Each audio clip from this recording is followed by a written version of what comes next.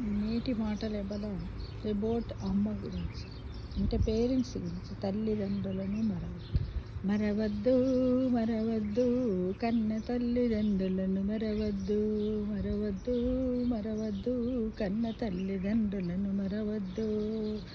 తల్లిదండ్రులను మరచితే మన జీవితమే వ్యర్థము.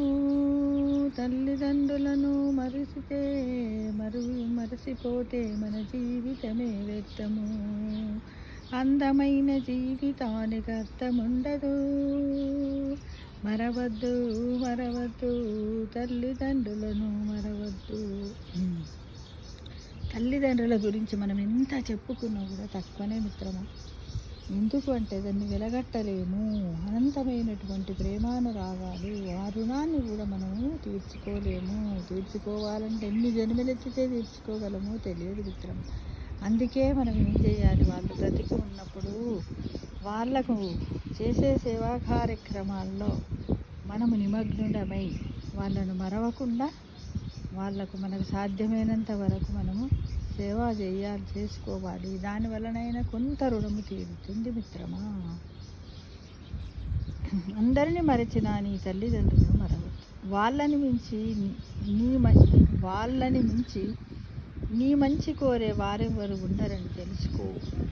నీవు పుట్టాలని రాళ్లకు పూజలు చేశారు వారు. రాయివై వారి హృదయాలను ముక్కలు చెయ్యవద్దు. కొరిసి గోరు ముద్దలతో నిన్ను పెంచారు వారు. నీకు ఇచ్చిన వారిపైన నేను విషాన్ని విరజిమ్మవద్దు. ముద్దు మురిపాలతో నీ కోరికలు తీర్చారు వారు. ప్రేమమూర్తుల కోరికలను నువ్వు నెరవేర్చాలని మరవద్దు. నువ్వెన్ని కోట్లు సంపాదించినా అవి తల్లిదండ్రులకు సమానమవుతాయా? అంతా వ్యర్థమే. సేవాభావము లేక గర్వము పనికిరాదు.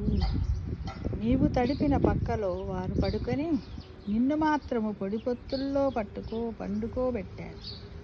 అమృతాన్ని కురిపించి అమ్మ కళ్ళలోని అశ్రులను నింపకు.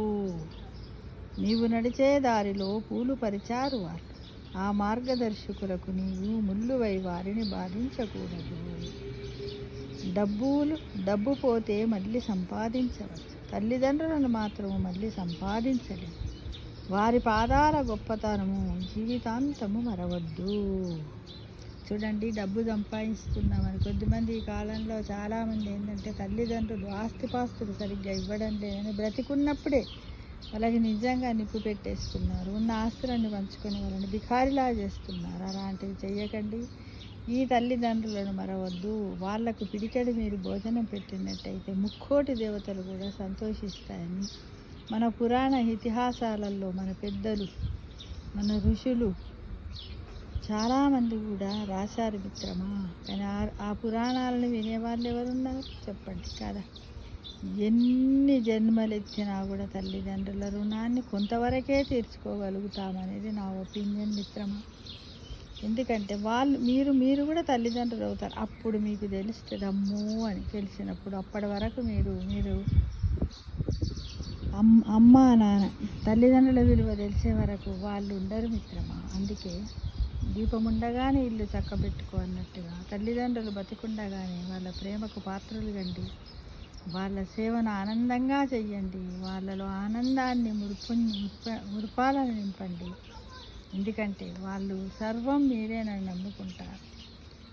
ఎలా అంటే పుట్టినప్పుడు మనము బాల్యంలో ఉన్నప్పుడు ఒక మనిషి మనకి ఎంత అవసరమో వృద్ధాప్యంలోకి వచ్చిన ప్రతి మనిషి కూడా చిన్న పొత్తిళ్ళలో ఉన్నటువంటి చిన్న పిల్లవాడు లాగానే ఇతరుల సహాయం కోసం ఎదురు చూస్తూ బాధపడుతూ ఎవ్వరే మాట అన్నా కూడా మరల అనకుండా ఓం నమ శివాయ, నమో భగవతే వాసుదేవాయ, హరే రామ హరే రామ, హరే కృష్ణ అంటే ఏంటి పిల్లలు ఇలా బాధిస్తున్నారే అనుకుంటూ గుండెలు చక్కరు ముక్కలయ్యేలా బాధపడుతూ ఉంటారు మిత్రమా. అలాంటి పరిస్థితిని తేకండి.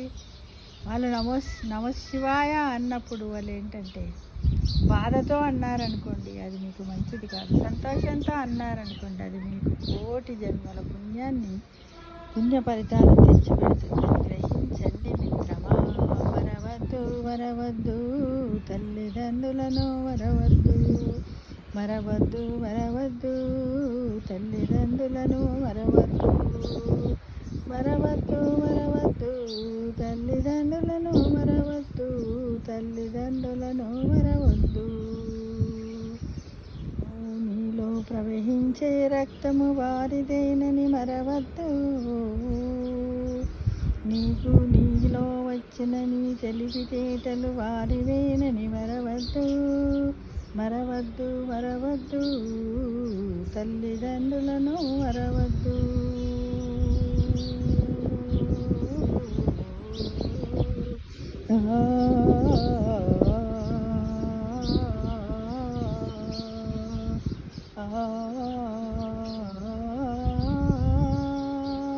అంటే అమ్మి కదా నీ అంటే ఇలలో లేదు కదా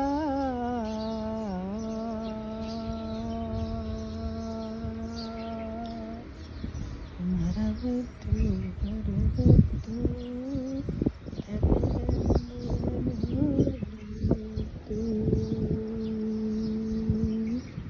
సత్యమేవ జయతే.